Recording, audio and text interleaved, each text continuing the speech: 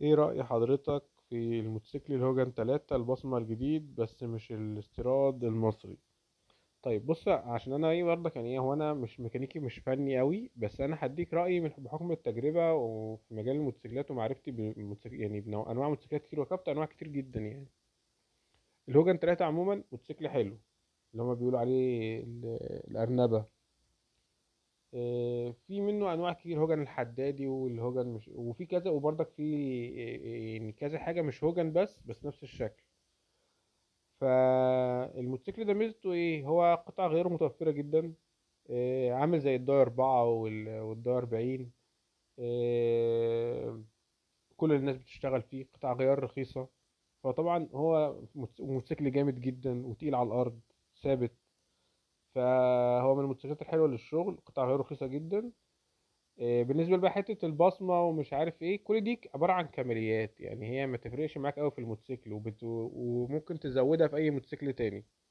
بس هو كهوجن 3 عموما، هوجن 3 موتوسيكل حلو. طب نيجي بقى لحته الاستيراد والمصري. بص، هو انا يعني كان عندي كذا موتوسيكل في نفس الوقت، مصري واستيراد. يعني اخر حاجه الفتره الاخرانيه دي كان معايا دلوقتي داي 40، ومعايا هوجن، معايا داي 4 استيراد. وكان معايا قصادها هوجن 200، اللي هي شبه الداي 4 نفس الشكل، بس مصري. وموديل حديث كمان، يعني كانت 2021 تقريبا، حاجة زي كده. لا، الاستيراد تقيل، ك كشاسيه. كقطع غيار بتبقى مش كقطع غيار، هو بيبقى نازل القطع اللي موجودة فيه عمرها أطول. يعني لو قارنا مثلا بين مكنه استيراد ومكنه مصري، الاثنين انت لسه جايب الاثنين. في الغالب المصري هتغير، هتخش تبدا تمد ايدك فيها في صيانه وتشتغل فيها وتغير لها قطع غيار بدري عن الاستيراد.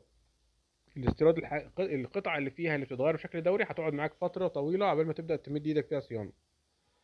الشاسيه بتاع الاستيراد لا، مختلف طبعا، وزنه اتقل كتير. بص، هو المصري بالظبط كأن لما تجيب مكنة مصري كأنك جبت مكنة استيراد وركبت لها قطع غيار، غيرت لها قطع غيار اللي هي الشعبي اللي موجودة في السوق. فبتبقى القطع فيها عمرها أقصر شوية. بس عموما يعني انت دلوقتي مثلا، انا اخر سعر اعرفه ان في فرق بين الاستيراد والمصري حوالي 10000 جنيه. الفرق كبير شوية والله. في مقدرتك وانت بتشتري، في مقدرتك انك تشتري استيراد، اشتري استيراد. اشتري استيراد على طول، لان هتريحك فترة طويلة.